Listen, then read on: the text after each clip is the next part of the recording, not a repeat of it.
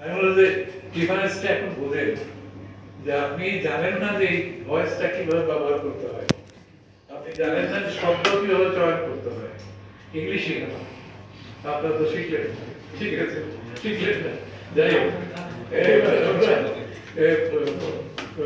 মূল প্রসঙ্গে আসি।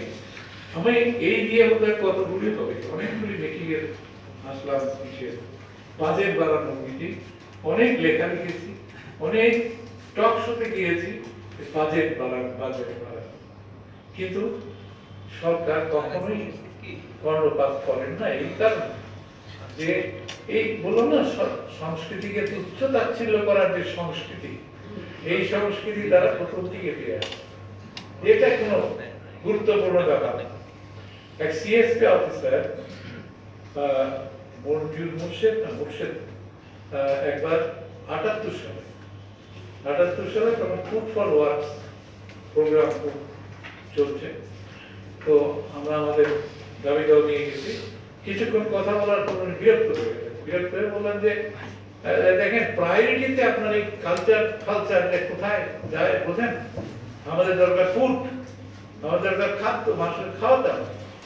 আমি যে মানুষকে শুধু খেয়ে আছে, মানুষের আর কিছু লাগে না, তার কাপড় চোপড় লাগে না, তার চিকিৎসা লাগে না, তার একটা গান শুনতে ইচ্ছে করে না, তার একটা বই পড়তে ইচ্ছে করে না। হ্যাঁ, মানুষকে প্রাণী, আপনারা তো মানুষকে প্রাণী পর্যায়ে নিয়ে যাচ্ছে। এরপর উনি খেপে খুবই মিটিং বন্ধ করে দিলেন। তো যাই হোক, তখন কিছু হয়নি। 78 সালের কথা বলছি, কত বছর কোন দৃষ্টিভঙ্গিগত পরিবর্তন, কাজে দৃষ্টিভঙ্গিগত যদি পরিবর্তন না হয় তাহলে আমাদের বাজেট বাড়বে না, এটা আমার ধারণা। এখন করছি, সবাইকে মিলে দাবি করছি। এখন ভেবে দেখেন, যে দেশে এত বড় একটা জনপদ মিরপুরের ইয়ের থেকে একেবারে লাস্ট সেকশন, যেটা 12 নম্বর সেকশন থেকে বাংলা মোটর পর্যন্ত একটা বইয়ের দোকান নাই, একটা লাইব্রেরি নাই, একটা সিনেমা হল, একটা মঞ্চ নাই, উত্তরাতে একটা সিনেমা হল নাই, একটা লাইব্রেরি নাই, ধানমন্ডিতে নাই, তারপর আপনার কি বলে গুলশান বনানী, কোথাও সিনেমা হল নাই, নাট্যমঞ্চ তো দূরের কথা। তাহলে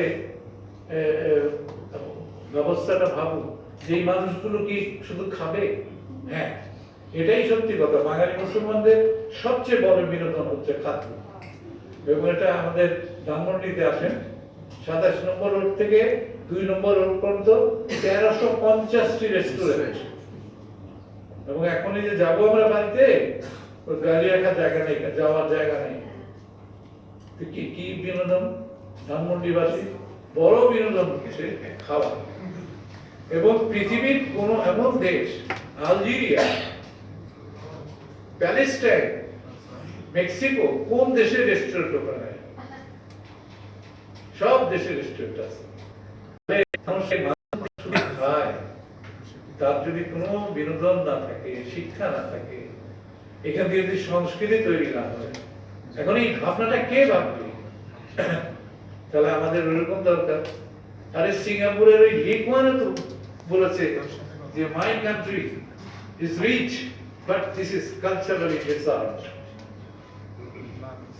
এবং এই গত মাসে নেপালে গিয়েছিলাম, সিঙ্গাপুর থেকে একটা ডেলিগেশন আসছিল, অ্যাক্টর আসছিল, দেখলাম মাছ ইমপ্রুভ।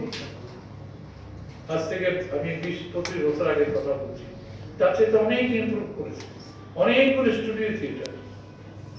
এই যে তারিখ বললো যে ইয়েতে সেন্টেনারি শো, রবীন্দ্রনাথের শতবর্ষের সময় একটা করে রবীন্দ্র সদন করেছে।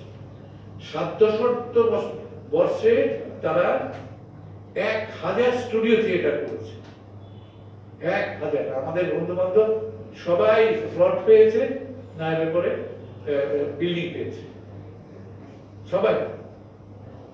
আমরা বলেছিলাম যে এই যে বঙ্গবন্ধুর জন্ম 100 বর্ষ হচ্ছে, অন্তত 100টা স্টুডিও থিয়েটার করে দেন আপনারা।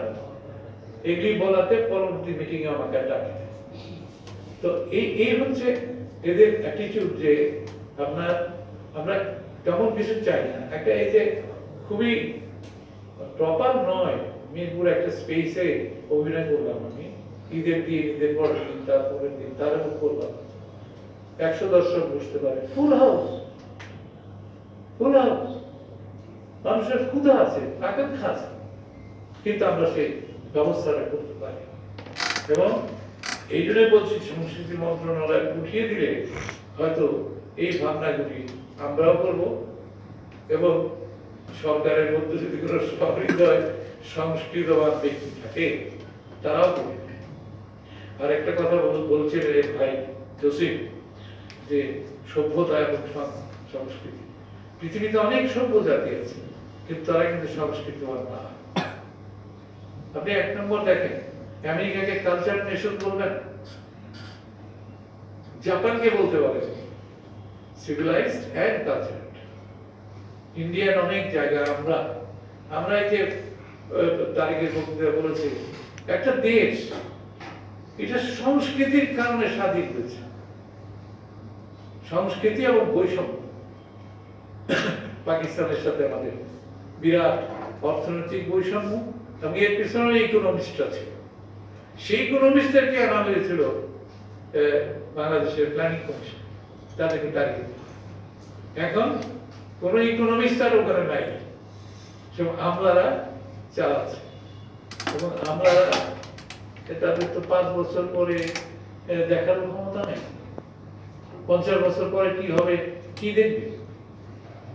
তো এই পরিস্থিতি তবু আমরা বলে যাব, এবং আশা করব যে যত তাড়াতাড়ি সম্ভব সংস্কৃতি মন্ত্রণালয়ে উঠে যায়, এবং থাকলেও একটা ভালো বরাদ্দ পান, যাতে ভালো ভালো সচিবরা আসে, ভালো ভালো লোকরা আসে, আর বিশেষজ্ঞ এবং শিল্পীদের মর্যাদা, এটা কিন্তু আমাদের সংগ্রাম।